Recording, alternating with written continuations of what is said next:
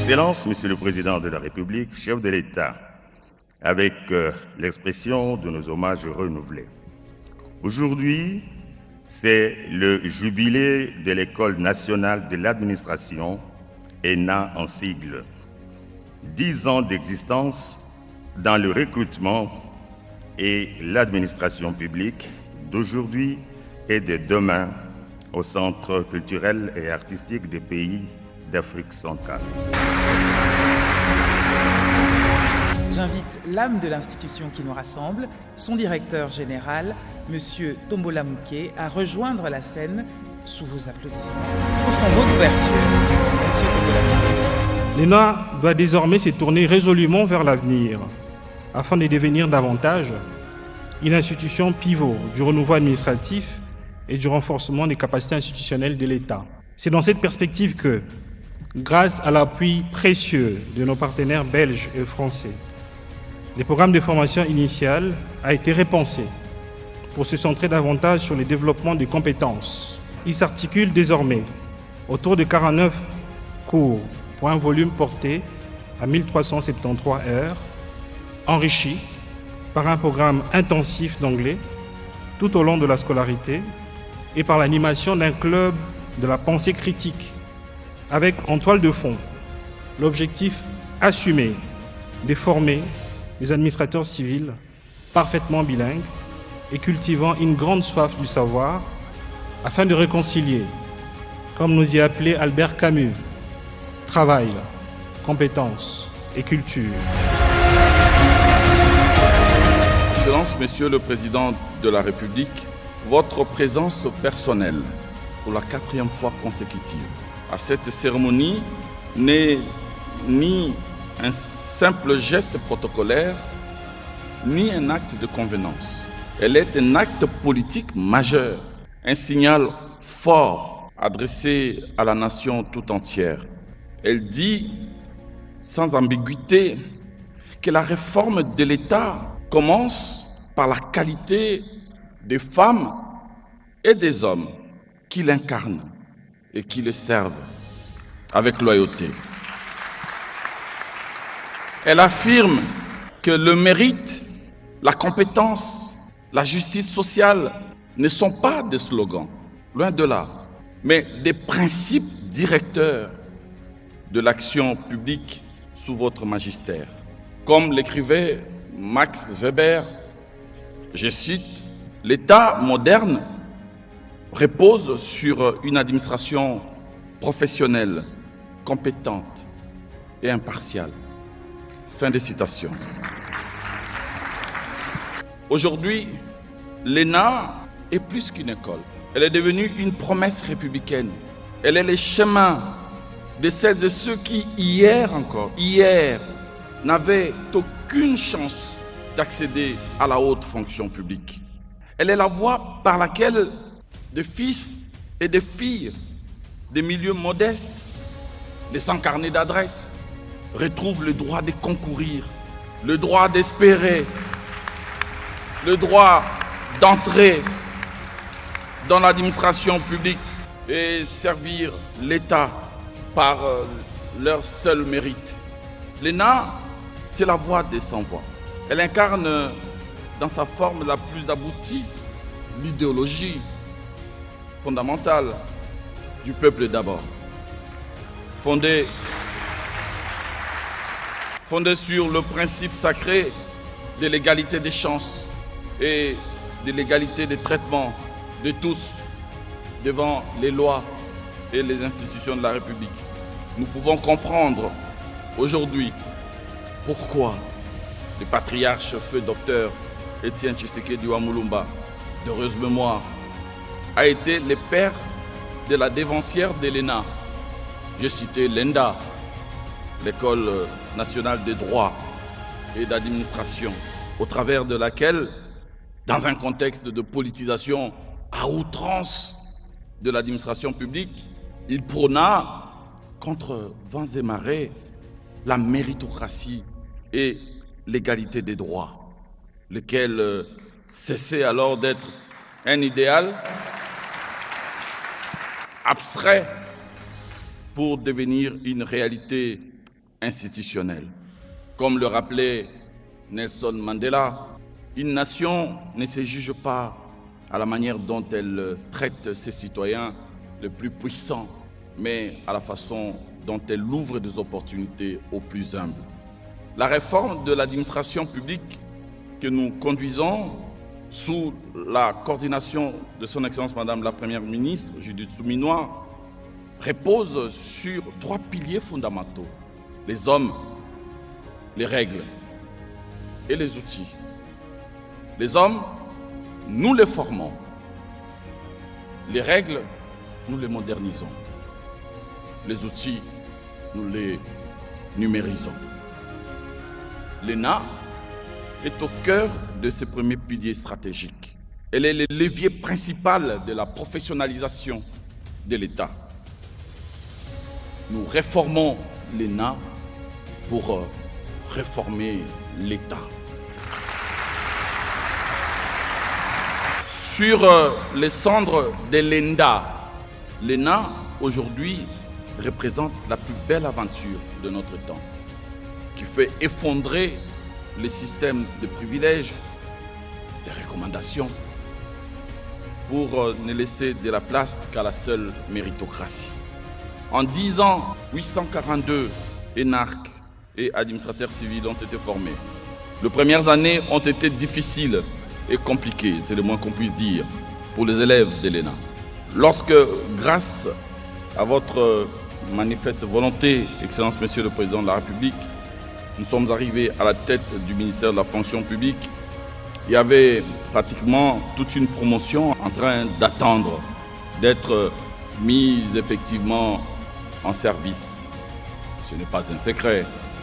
Les énarques avaient beaucoup de mal à être acceptés, à être mis en service et encore plus à avoir l'attention et la considération qu'ils méritent. J'étais moi-même sidéré que certains me disent d'être confinés dans des rôles d'hôtesse ou d'agents de courrier, malgré la qualité de la formation reçue et l'investissement, surtout public, consenti. Les moins chanceux faisaient simplement les couloirs.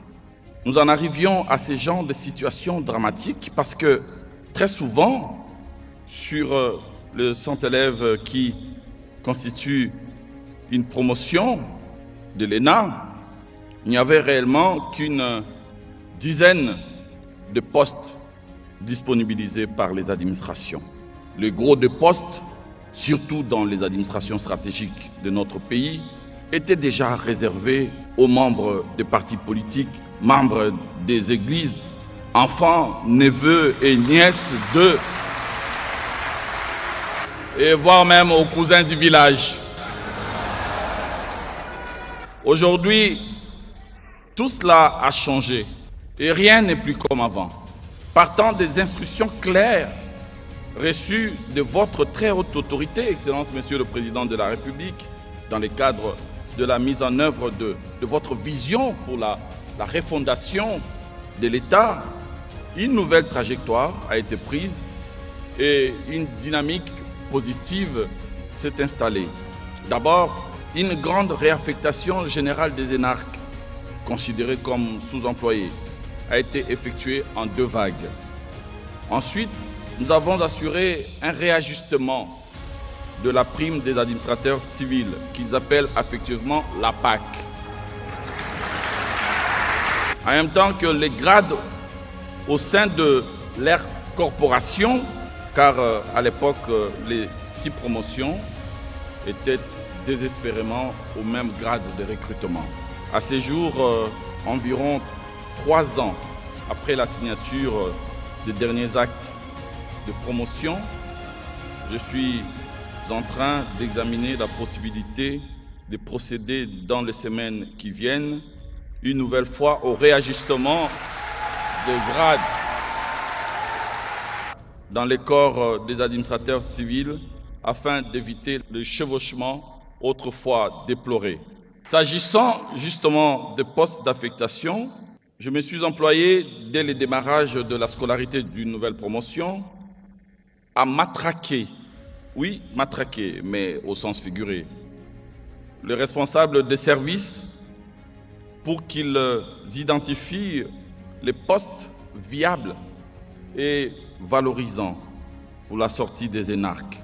Cette stratégie a payé, puisque année après année, des centaines de postes ont été disponibilisés, là où il fallait attendre des années pour se faire.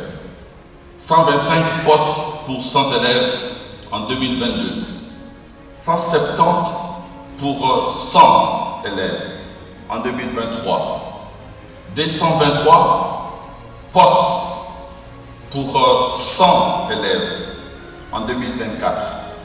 Et cette année, le record a été battu avec plus de 900 postes disponibles. On dirait donc que la Fatimicine a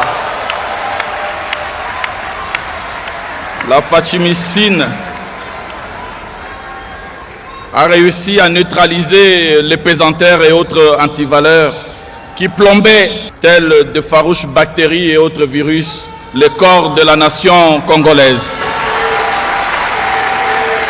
La fatimicine est un médicament très efficace. Notre pays en a besoin. Ce bilan démontre qu'une institution publique, lorsqu'elle est portée par une vision claire et une volonté politique affirmée, peut être performante, crédible et exemplaire. Chers énarques de la 9e promotion, je voudrais vous dire que la République ne vous considère plus comme des apprenants. Nous avons pour la première fois de l'histoire de l'ENA mobilisé pour vous plus de 900 postes d'affectation. Vous avez opéré chacun, en ce qui le concerne, à l'occasion de l'amphi-garnison organisée le 28 janvier dernier, 3 choix. Et je vous l'avais promis, j'ai fait les choix en vertu des compétences qui me sont dévolues. Je n'ai pas envoyé les géologues à la santé, les vétérinaires aux mines, encore moins les chimistes au budget. Ce matin, à 7h30, j'ai signé d'une main non tremblante l'ensemble de vos commissions d'affectation. Désormais, vous êtes dépositaire de l'autorité de l'État et êtes des garants de l'intérêt général. N'oubliez jamais que l'administration n'est pas une machine impersonnelle. Elle est le visage quotidien de l'État pour les citoyens. À travers vous, les citoyens jugera la République. À travers vos décisions, il ressentira la justice ou l'injustice publique. Quant à vous, élèves de la 10e promotion, sachez que l'ENA s'est préparée pour vous offrir un accueil digne de l'espoir que la République place en vous. Cependant, il convient de noter que cet accueil n'est pas une promesse de facilité, ni de raccourcis, encore moins de faveurs. Soyez compétents, mais aussi justes. Soyez rigoureux, mais aussi humains. Soyez loyaux, mais aussi courageux. Dans tous les cas, soyez ces patriotes qui vont aider le président Félix Antoine Tshisekedi Tshilombo, aujourd'hui, demain et après-demain, à faire de la RDC le pays de tous les possibles.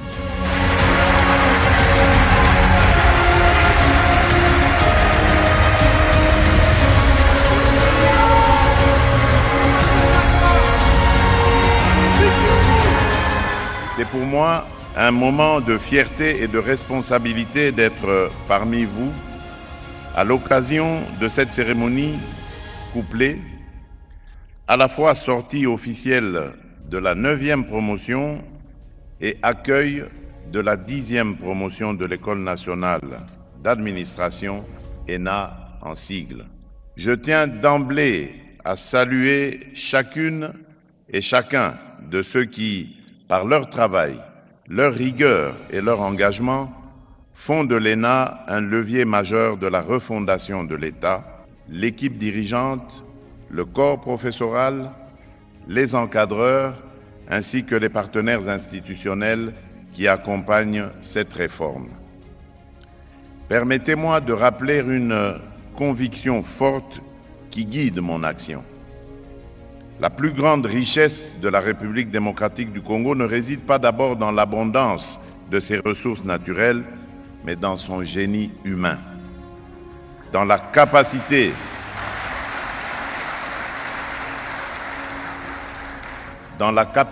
de ses filles et de ses fils à comprendre les défis de leur époque et à s'élever par le travail et l'éthique à la hauteur de la nation. Or, dans un monde où la compétition entre États s'intensifie, où l'efficacité publique devient un facteur de puissance et où la confiance des citoyens se gagne au quotidien, l'administration congolaise ne peut plus être prisonnière des images dégradantes d'hier, celles d'un labyrinthe d'inertie, de lenteur et d'inefficacité. C'est précisément pour rompre avec ces pratiques et ouvrir une ère nouvelle que nous avons décidé de faire de l'ENA l'un des piliers d'une réforme profonde, à savoir briser les chaînes du clientélisme pour consacrer dans notre République le seul culte qui vaille, celui du mérite. Mesdames et messieurs, chaque fois que je préside une cérémonie comme celle-ci, j'ai une pensée particulière pour celles et ceux qui incarnent, souvent dans le silence, la continuité de l'État et la dignité de notre souveraineté. Nos fonctionnaires, nos agents publics, nos policiers et nos militaires. Aujourd'hui encore, alors que notre pays fait face à une agression vile, barbare et prédatrice à l'Est, beaucoup restent debout sous le feu, refusant de céder un seul pouce de notre territoire. Leur sacrifice est le socle de notre dignité nationale. Qu'ils trouvent dans nos paroles et dans nos actes l'écho de notre reconnaissance et la preuve que la République ne les oubliera jamais.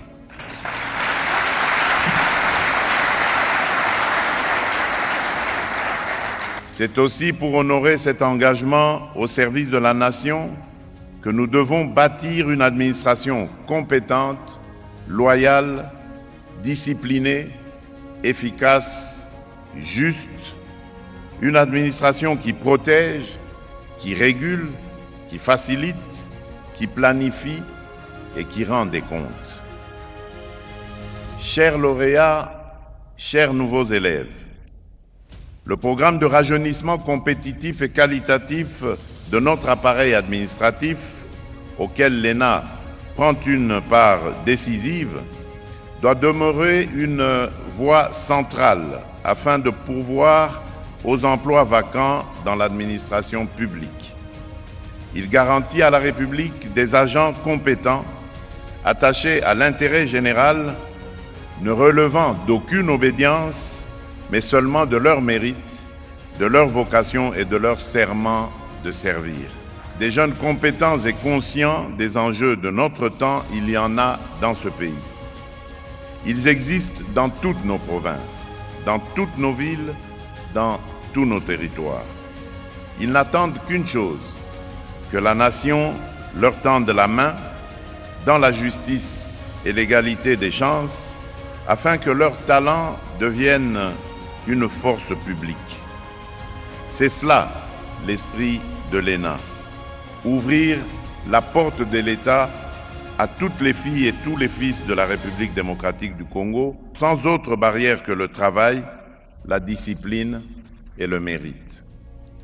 L'État, en tant que personne morale, a besoin d'hommes et de femmes de qualité pour un fonctionnement optimal. Un État fort ne se décrète pas. Il se construit d'abord par la qualité de ses ressources humaines. par une chaîne de commandement claire, par des procédures simples, par une culture du résultat et par une éthique rigoureuse.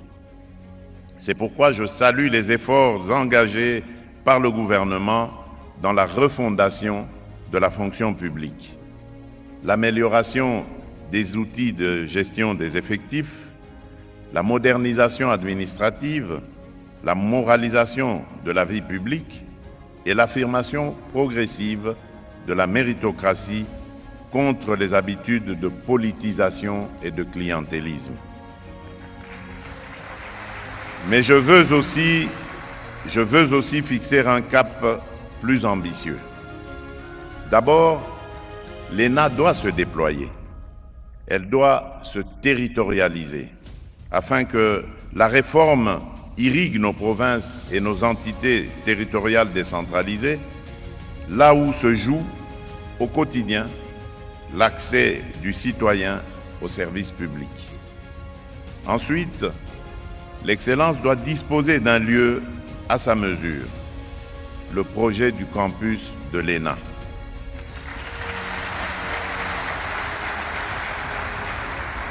Ce projet doit sortir de terre.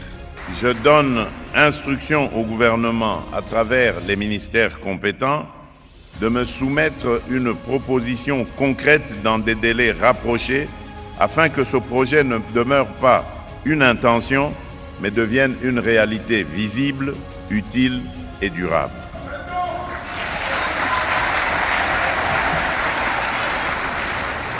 Chers énarques de la 9e promotion, vous avez fait un choix hautement symbolique. Vous avez placé votre promotion sous le nom du général Mamadou Ndala. Ce nom n'est pas un simple emblème, c'est un héritage, bien plus une responsabilité. Porter ce nom, c'est de vous obliger à la hauteur d'intégrité, hauteur de discipline, hauteur de courage. Si le général Mamadou Ndala est tombé sur le champ de bataille pour la défense de l'intégrité territoriale, votre champ de bataille à vous sera celui de l'administration publique. Vous devrez combattre la corruption, l'inefficacité, l'arbitraire et le mépris de l'usager. Souvenez-vous toujours, l'État n'est pas une mangeoire. L'État est un sanctuaire et vous en êtes désormais en toute conscience les gardiens. L'État a investi en vous. En retour, vous lui devez compétence, intégrité, patriotisme. J'ai instruit le gouvernement de veiller à votre intégration rapide et optimale dans les services publics afin que votre formation ne soit pas un diplôme de plus, mais un outil immédiatement mobilisé au service des Congolaises et des Congolais. Chers nouveaux élèves de la 10e promotion, vous commencez aujourd'hui une formation exigeante après une sélection rigoureuse et hautement compétitive. Vous devez en être fiers, mais surtout dignes, par votre discipline, votre travail, votre humilité et votre sens d'éthique. La nation place en vous une grande espérance. Vous êtes appelés à perpétuer et à approfondir l'œuvre de refondation de notre administration. Vous devrez apprendre la méthode, l'esprit de service, la loyauté à la République et la culture du résultat.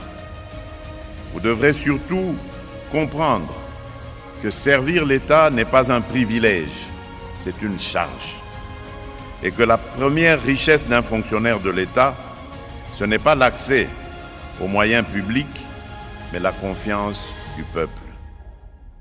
Mesdames et messieurs, en ce jour, je forme le vœu que l'École nationale d'administration demeure une fabrique de confiance et un laboratoire d'excellence. Que notre administration devienne progressivement, mais sûrement, un instrument de transformation nationale. Et que chaque citoyen, de Kinshasa à Kasumbalesa, de Goma à Zongo, sentent concrètement que l'État est à son service.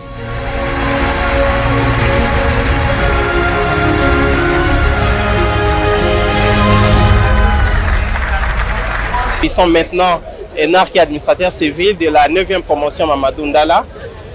Ils portent dorénavant une responsabilité, celle de continuer d'impulser la vision du chef de l'État et les orientations du VPM. Contre vents et marées, disons, l'ENA résiste, le recrutement est toujours compétitif. Nous sommes aujourd'hui capables de travailler au sein de l'administration publique avec tout ce que nous avons appris. Après avoir passé 12 mois de formation, aujourd'hui nous sommes énarques et nous sommes très fiers de l'être. Nous avons tous les instruments possibles pour rehausser encore l'image de notre pays, surtout dans l'échiquier international. Nous remercions en tout cas le chef de l'État pour cette vision de renforcer l'ENA, parce que l'ENA, c'est cet investissement qu'on fait sur l'humain. Une fois qu'il est capacité, il devient plus utile pour la nation. Nous sommes passés par un parcours vraiment rigoureux, notamment à l'étranger, et nous avons hâte de les mettre en action. Nous sommes enseignants, nous sommes fonctionnaires de l'État. On n'a pas de parachute, on n'a pas corrompu, on n'a rien donné. On n'a pas eu de gens à qui il fallait appeler pour que notre enfant puisse réussir. L'enfant a travaillé avec son intelligence et il est parvenu à ses niveaux.